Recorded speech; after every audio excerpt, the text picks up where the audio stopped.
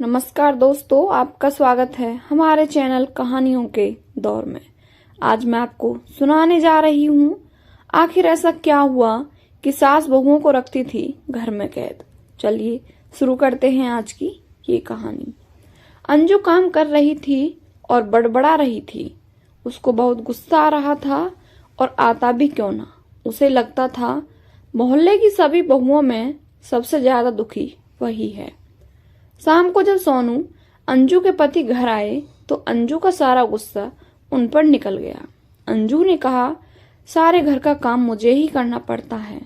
अब सामने वाले पड़ोसी जैन अंकल की बहू को देखो, वह तो कभी नहीं निकलती बाहर।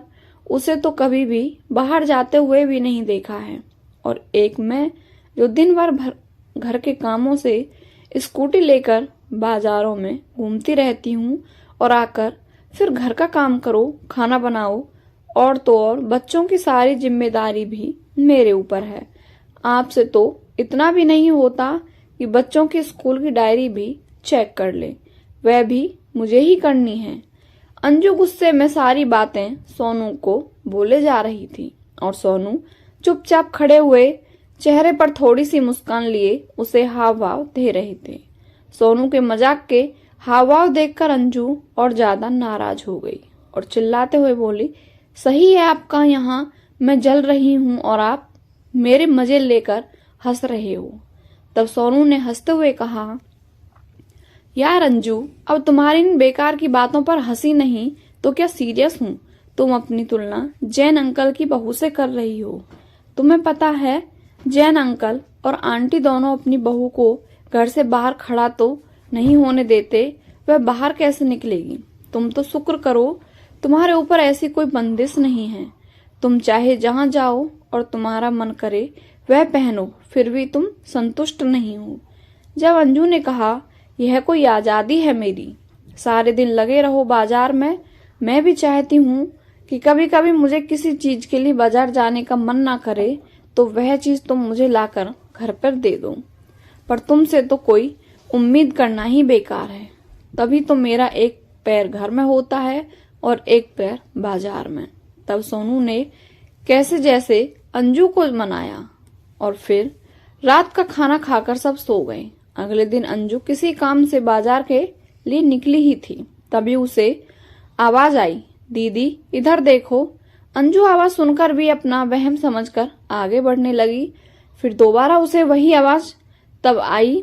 उसने देखा जैन अंकल की बहू अपने कमरे में खड़ी खिड़की से उसे आवाज दे रही थी। अंजू ने उसकी तरफ देखा तो उसने इशारा करते हुए अपने पास बुलाया और कहा, भाभी क्या आप मुझे लाल रंग की नेल पॉलिश ला देंगे? मैंने अपने पति से कहा था, पर उनके पास समय की कमी होने की वजह से उन्हें मुझे टाल दिया। कहा भी और बाद में ला दूंगा। तब अंजू ने कहा, अरे तो ऐसा करो, तुम मेरे साथ चलो, तुम बाजार भी घूम आओगी और तुम्हें जो भी सामान चाहिए वह ले आना, और साथ में अपने दोनों गोलगप्पे भी खाएंगे।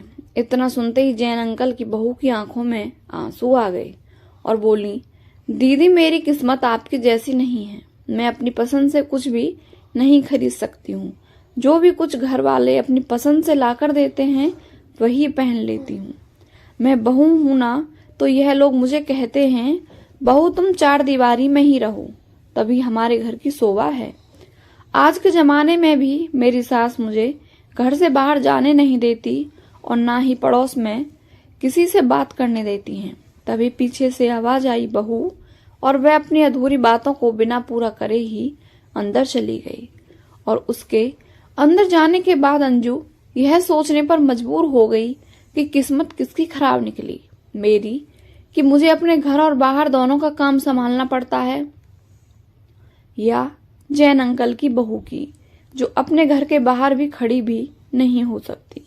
अंजू सोचने लगी कि मैं तो हमेशा यही सोचती थी कि जैन अंकल की बहू तो ऐसे हैं जो उसे घर पर बैठे बिठाए हर सामान मिल जाता है, पर आज वह अपनी किस्मत को सराह रही थी, क्योंकि चाहे काम के बहाने ही सही वह घर से बाहर निकल तो सकती हैं, जिससे चाहे उससे बात कर सकती है, अपनी पसंद का कुछ भी खरीद सकती है।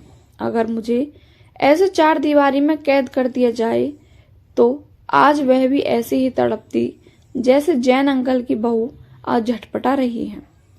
अंजू ने जैन अंकल की बहू को नेल पेंट लाकर दे दी, लेकिन जैन आंटी उसी वक्त घर पर आ गईं। उन्होंने सारी बातें सुन ली। अंजू के आने के बाद उन्होंने बहू को खरी खोटी सुनाना शुरू कर दिया। अंजू सारी बातें सुन रही थी। आज अंजू को समझ आ गया था कि जैसे हमें दूर से दिखाई देता है, सच्चाई में अक्सर ऐसा होता नहीं है। इसलिए दोस्तों, हमें जो भी मिला है हमें उसमें संतुष्ट रहना चाहिए, क्योंकि भगवान ने हमें हमारे हिसाब से सबसे बेहतर दिया है।